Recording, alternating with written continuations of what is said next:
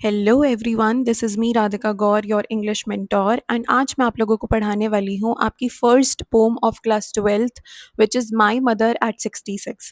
ये जो पीडीएफ आप अभी देखोगे, दिस इज़ प्रिपेयर्ड बाय मी, जो आपको इजीली मेरे टेलीग्राम चैनल पर मिल जाएगी, जिसका लिंक मैंने डिस्क्रिप्शन में डाल दिया है। All right, now let us quickly get started with this pome. And trust me on this when I से, बहुत ही ज़्यादा ईजी एंड बहुत ही ज़्यादा स्कोरिंग पोम ये आपकी रहने वाली है।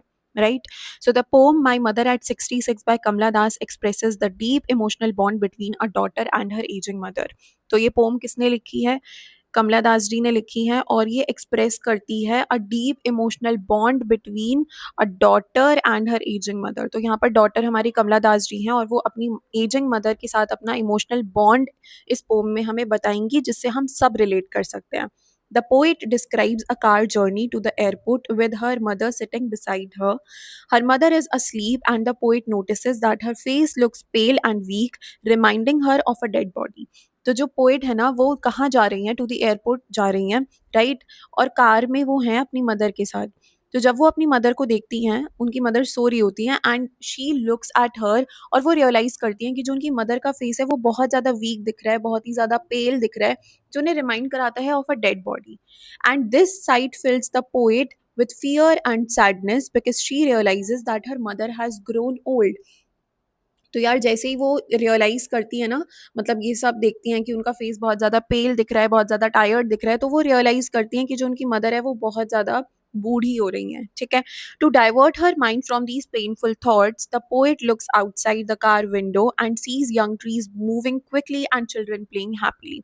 तो ये बहुत ज़्यादा एक ह्यूमन टेंडेंसी होती है सबकी, that whenever we want to divert our mind we do something, जिससे जो हमारा करंट सिनारियो है वो थोड़ा सा चेंज हो जाए, हमारा माइंड थोड़ा सा डाइवर्ट हो जाए। तो पोएट अपने केस में क्या कर सकती थी? She could actually just look out of the window from the car, right? And that is what she did.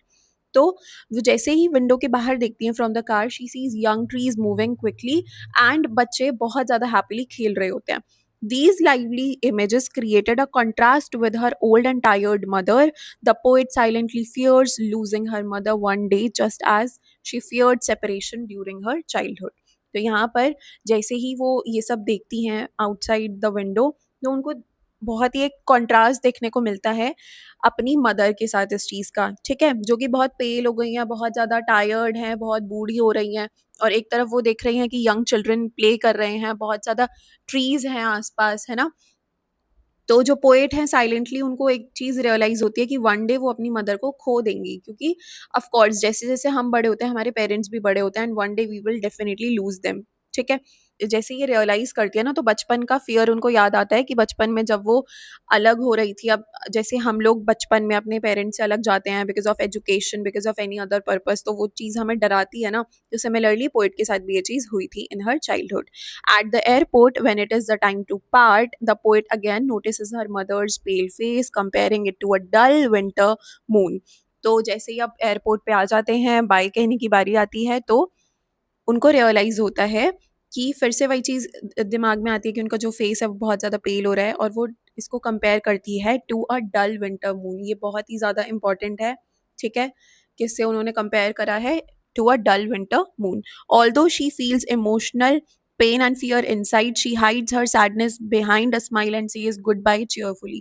तो अब देखो, जैसे ही हम सैड फील करते हैं, हम उस चीज़ को अपने पेरेंट्स को नहीं कन्वे करने देते हैं, right? Because we know if we show it to our parents, they will be definitely very much tensed about it. So that is what our poet also did. वो बहुत ज़्यादा इमोशनल फील कर रही थी, but उन्होंने अपना जो ये पूरा का पूरा पेन है वो अपनी स्माइल से छुपा दिया और गुड बाय बोला cheerfully to her mother. The poet beautifully presents the reality of aging, the pain of separation, and everlasting love between a mother and a daughter. तो ये पोम हमें क्या सिखाती है? ये बताती है कि जो रियलिटी है एजिंग की, and one day we are going to lose our parents somehow, और ये जो पेन है सेपरेशन का, ऑल्सो एक मदर और एक डॉटर के बीच का ब्यूटिफुल रिलेशनशिप। ठीक है जी, अब देखो कंक्लूजन क्या बोल रहा है यहाँ पे। The pome highlights the emotional pain caused by ageing and the fear of losing the loved ones. It shows the strong bond between a mother and a daughter and reminds readers that time changes everyone. तो देखो जो pome है ना, वो हमें यही highlight कर रही है, जो इमोशनल पेन हमें देखने को मिलता है एजिंग की वजह से, हम अपने बहुत सारे लव्ड वंस को खो देते हैं। For example our grandparents, बहुत ज़्यादा हमें वो प्यार करते हैं, but there comes a time जब हम उन्हें खो देते हैं बिकॉज ऑफ एजिंग, ठीक है।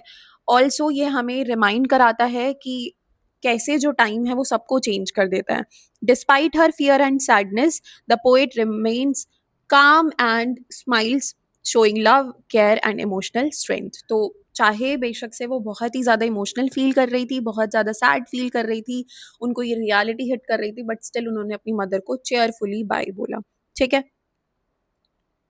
बहुत ही ज़्यादा इंपॉर्टेंट चीज़ है यार कि हम क्या सीखते हैं इस पोम से, क्योंकि 12th के बाद तो ये पोम ख़त्म हो जाएगी, है ना, हम नहीं पढ़ेंगे इस चीज़ को, बट हम ये सीखते हैं कि एजिंग एक नेचुरल एंड अनअवॉइडेबल पार्ट है लाइफ का। जो बॉन्ड है बिटवीन पेरेंट्स एंड चिल्ड्रन, ये हमेशा स्ट्रांग रहता है, नो मैटर पेरेंट्स हमारे साथ रहें या ना रहें, स्टिल आफ्टर देम हम उनकी टीचिंग्स को और लर्निंग्स को कैरी करते हैं for ever. Separation from loved ones creates emotional pain and fear. तो यार ये चीज़ तो हमने कभी ना कभी लाइफ में एक्सपीरियंस करी ही है, that when we lose somebody very close to us, तो बहुत ही ज़्यादा इमोशनल पेन होता है उस चीज़ का, एंड फियर भी होता है कि आगे वो चीज़ ना हो। We should value and spend time with our family members, of course, जो हम नहीं करते हैं, फ़ोन पे लगे रहते हैं पूरा दिन। So you should actually spend time with your parents. Emotional strength helps people face difficult situations calmly. So those who are not emotionally strong, you should be strong, because अगर आप जैसे ही strong हो जाते हो ना, तो you actually face the difficult situations very calmly. So that is it for today, people. I hope you loved watching this video. If you did, subscribe my channel, because sooner you are going to get a lot of videos, a lot of explanations like this, and I'll make sure कि आप लोग 80 out of 80 score करो, and see you ET UG 2027 में भी your mentor, your sister Radhika Gaur is going to help you. Till then, take care, keep learning, keep studying, follow करके, I mean subscribe करके comment में बताना how did you like it.